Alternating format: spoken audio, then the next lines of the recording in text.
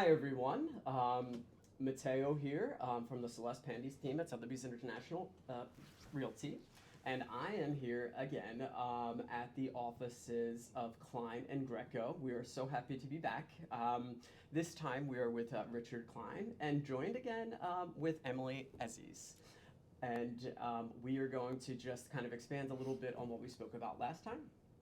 And then if you have any questions, you can ping myself or Celeste afterwards and we will follow up with that for you. So let's get started. Okay. Well, first, Matteo, thanks for doing this again. We appreciate it. And thanks for including me this time. Yes, absolutely. I like it. She did a great job last time. But Thank you. Yeah, thank you for that. That was great. You know, we're happy to be back. I think from last time that we had mentioned that, you know, me not being from a attorney state, being from Philadelphia, from Pennsylvania, I think that there's a lot of just, you know, lack of knowledge, lack of awareness of what your attorney's going to do for you, you know, in New York during the transaction. So I knew right away when Celeste and I wanted to start engaging with, you know, partners that we work with, I thought the attorney side was really important. So there's definitely much more we can cover. So thank you for having me back. of course. And we fight very hard to keep that in New York, that it remains an attorney state. So.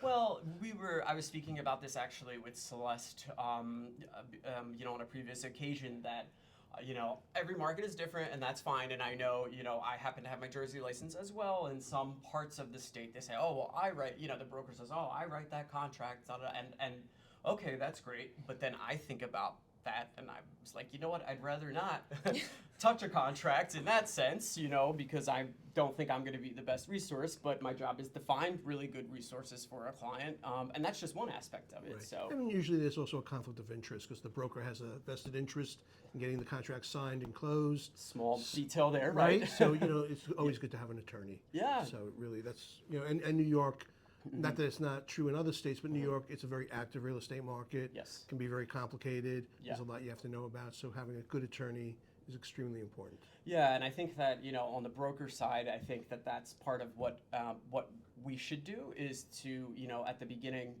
a lot of times we're the first person they're interacting with, right? So, you know, we kind of set them up to be like, you know, hey, you're going to need a team of people here to carry you across the finish line, and I will do my part. But there's some things that I can't do, and you probably don't want me to do, you Right. know? So we kind of do our best to kind of educate the buyer to understand, you know, what it is that, you know, they can look forward to. So with that, when did you start your firm? Well, first of all, I've been practicing for probably around 30 years. Okay. But Klein Greco, we started in the middle of COVID, November 2020. It was myself and my partner, Danielle Greco. And basically we were working remotely from home and, you know, just getting things done. And, you know, we do a lot of different things and things started to take off. And we were very, very lucky and we're very successful. So over a year ago, we decided we were doing so many residential transactions, we wanted to bring on an attorney to initially just focus on that. And we went through an interview process and we selected Emily, who agreed to join us, and we were so thrilled. So then it was 3 of us, and now we also have a paralegal. So we've gone from 2 working remotely to 3 attorneys, a paralegal, with offices in Manhattan and offices in White Plains. Okay, great. That was actually going to be my next question. So those are basically geographic I'm assuming you can handle in terms of geographic locations many, but basically those are kind of like the strong areas. Yes. Okay. Yeah, we where do presence is. the city, and that includes the boroughs. Yep.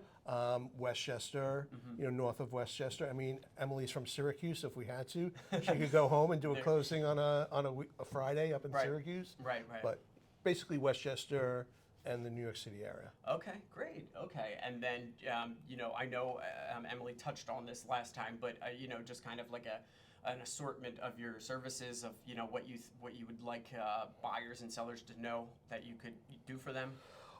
I mean, well, what's nice for us, and, you know, Emily's now also starting to do other things besides the residential, but a big part of our practice is representing co-op and condominium buildings as their general counsel. So for people buying co-ops and condos in the city, more often than not, chances are we know the property manager. Right. Might be a building that we've dealt with. So, you know, we have a lot of experience dealing with those things on the co-op condo side, so we can help our clients navigate through the process, the package, the board interviews, things like that. You know, we know a lot of lenders, so we are able to make referrals that way, just as I'm sure you can. Yep. And we do commercial leasing, we do litigation. So someone might be buying and have a problem with their landlord where they're renting, that they're getting out, they're breaking a lease. Oh, yeah, yeah. We can help them on that end. Yep. So. And I know not all, that's good for us to take note. I'll mention to Celeste because I know that we'll get a lot of inquiries from people, from colleagues, from people in the industry that need a good real estate litigation attorney. So that's good. We make sure we get all of our tags right. And that's one of the first questions Emily will ask, like, what's your current situation now? Like, because we want to plan, like, Right. no, don't give your landlord, if you're buying a co-op, maybe you don't want to give your landlord notice right away because who knows how long the process is going to take. And if things happen, we can deal with it. Right. Okay. Okay. Great. And then, what would your favorite aspect of all those different areas that you spoke about? What is your favorite part of the the legal process in real estate?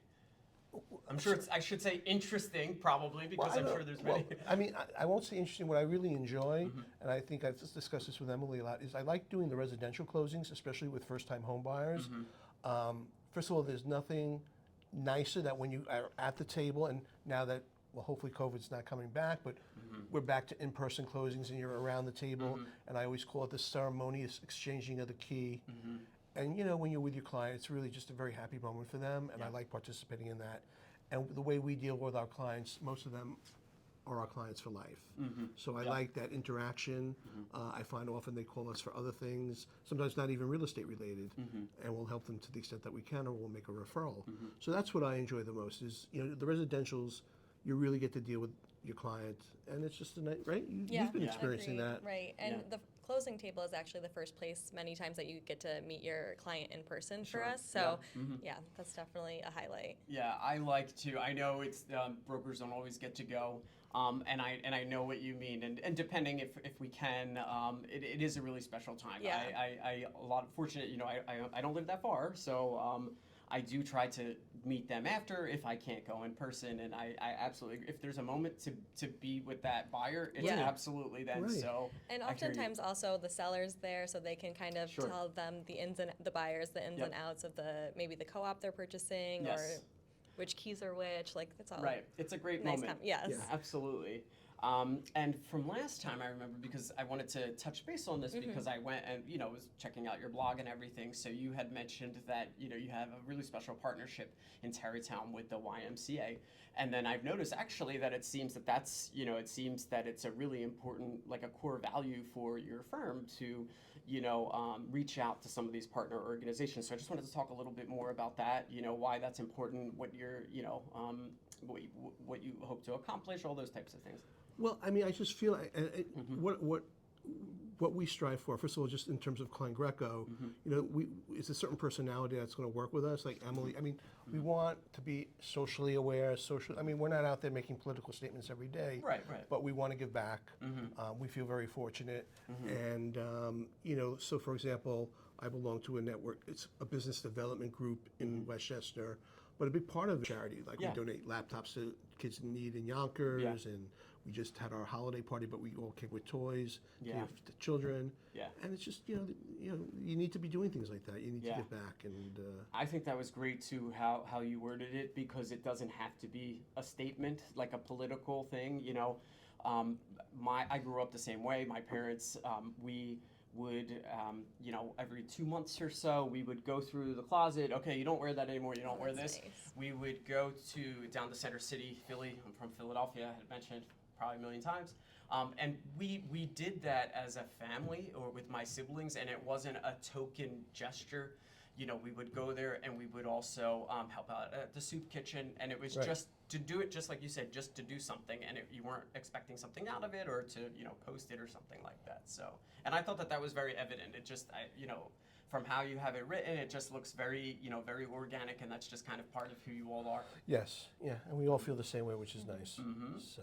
And I mean, I guess because you have all these other areas you specialize in, but locations, I should say, but we always like to end the interviews with asking what your favorite place is in New York City. Any of the 5 boroughs, something in there. Well, so Mateo, I grew up in Queens. Okay. And, and when I was a kid, I went to high school in the city, and I used to take the subway system, and I loved the subway system. But I wouldn't say that now that's my favorite place. But I do commute from Westchester. And I love Grand Central Station. That's probably one of my favorite buildings anywhere. Yes. And in terms of outdoors, I love Central Park. Okay. So. Okay, Grand Central. You know what? We didn't get that one yet, but absolutely Really? would be.